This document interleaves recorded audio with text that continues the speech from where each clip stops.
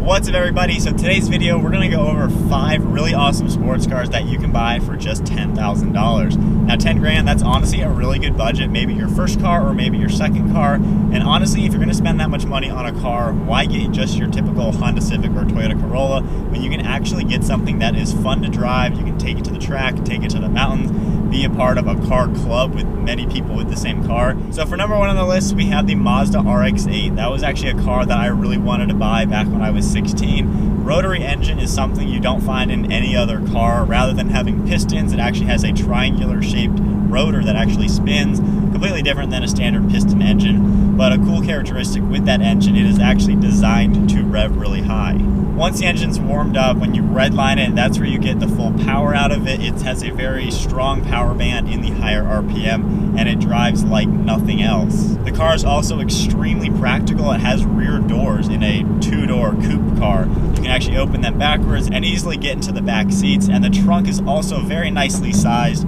It's a practical car. You can drive every single day. You can haul people in it. You can haul stuff in it. I think it looks really cool inside and out. The interior I always liked. It has triangle themes everywhere, some circular themes. The bucket seats look pretty nice and are pretty comfortable to sit in. Decent visibility and pretty nice features depending on what trim level you go with. The exterior is a little quirky, but I do think it's pretty nice looking. There are a few downsides with the car. The gas mileage is pretty bad. You're probably going to get less than 20 miles per gallon in it. And on top of that, it burns oil a little bit, so every few fill-ups, you need to add another quart of oil. There's many videos out there showing you exactly how to properly maintain a rotary engine, and from what I've seen, it's like 50% of them will run forever and are absolutely reliable. The other 50%, however, are horribly unreliable. So if you are looking to buy an RX-8, make sure you watch a bunch of videos and do a lot of research to absolutely pick out the perfect car that has been maintained properly and cared for in the correct way, because it's a little more delicate than your typical car. But for 10 grand, it's a pretty awesome sports car. Number 2 on the list, of course we gotta say this, the Nissan 350Z. It's a rear-wheel drive V6 sports car. You can get a really nice 6-speed manual transmission. Not really the most practical car, being only a 2-seater and having a pretty small rear trunk. But it's powerful, it's fun to drive, the transmission is excellent to drive. Tons of modifications you can do with it. And with a V6, it sounds really good with the right exhaust system. Being a Nissan, it's really reliable. Most people don't have many problems with the cars, care for it like a normal car, and it'll last you pretty well. And try to find a 2007 or newer. That one has the revised engine with a twin intake and a nicer looking hood, so you get a little bit more power in that year model and up. And they're pretty easy to find too. There's a bunch of coupes out there, a few roadsters even, so if you do want the top-down experience, you can go that route.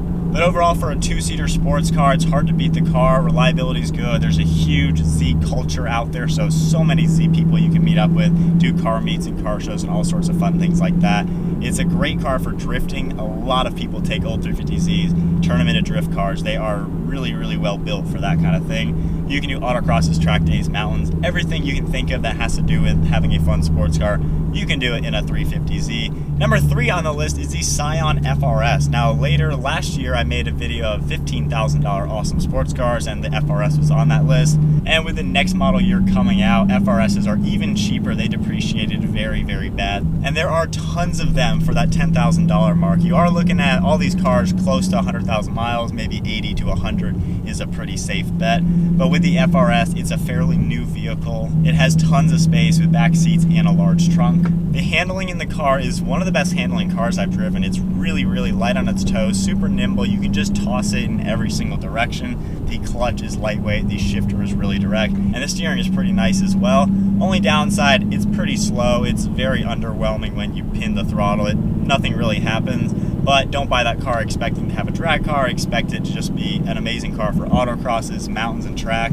So overall, not the fastest car, but they're pretty reliable. They look really cool inside and out, and the bucket seats are still one of my favorite stock seats in any affordable sports car. And it's just a great handling car for a pretty good price. Number 4 on the list is the Honda S2000. Now, I finally got to drive one actually not too long ago, and I was really, really impressed. First off, it's a roadster. You can take the top down and cruise around with the open top experience, but the driving experience in that car is something that I haven't really experienced. The steering wheel is so tiny in your hands. There is a great view out the front end, and the car is as tossable as you would ever want it to be. It's so easy to pinpoint it in traffic. Taking the turns, it is as flat as a pancake around any turn. And surprisingly, it's actually pretty powerful. The VTEC engine, while it doesn't kick in like all the fanboys said it would, I was expecting VTEC to kick in like a turbo and plant me in the seat.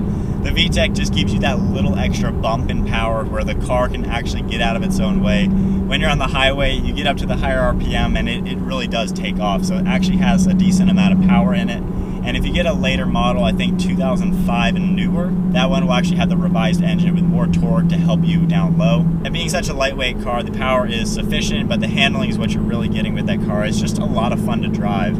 Only downsides with the car, when the top is up, there's a lot of wind noise. It sounds like there's an open window somewhere. It's a soft top, that's kind of what you get with that kind of roof. They're pretty reliable cars, not too practical being a little roadster, but the trunk isn't too badly sized. And being over 10 years old, that car came out as a 1999 model year. They still look really new. They're cool looking on the inside. It's very driver focused. Everything is right for the driver, but it's a pretty sweet car. I enjoy driving it, and for 10 grand, that is a heck of a sidecar to have. And last but not least, number 5 is an E46 BMW M3. There are quite a few of them, obviously for around 10 grand. Higher mileage, you're looking at over 100,000 miles. The interior is probably going to be kind of worn on them, not going to be in the most perfect condition, but people absolutely love the M cars, especially the E46. I think that one is probably my favorite looking M3. It just has a really classy and clean look to it and super aggressive in the front.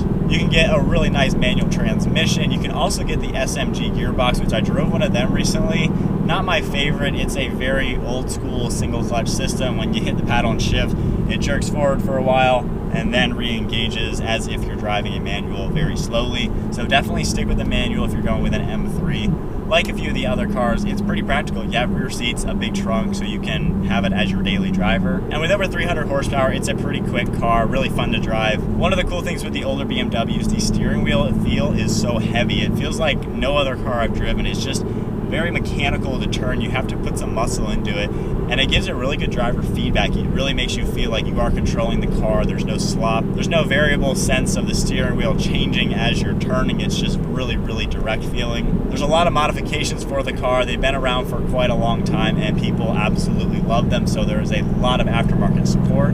And for an overall daily driver and or track car, it's a pretty good choice. Only downside, reliability is not really going to be the best.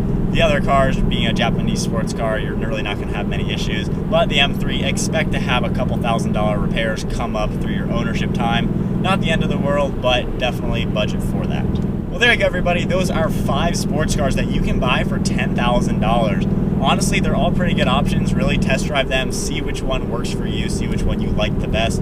And for 10 grand, don't be boring and just get a typical car. Get a fun to drive car that you can just have as your sports car, daily drive it, and also have some fun on the track and in the mountains. So I hope you guys enjoyed the video. Give it a huge thumbs up. Smash the subscribe button. We'll see you guys next video.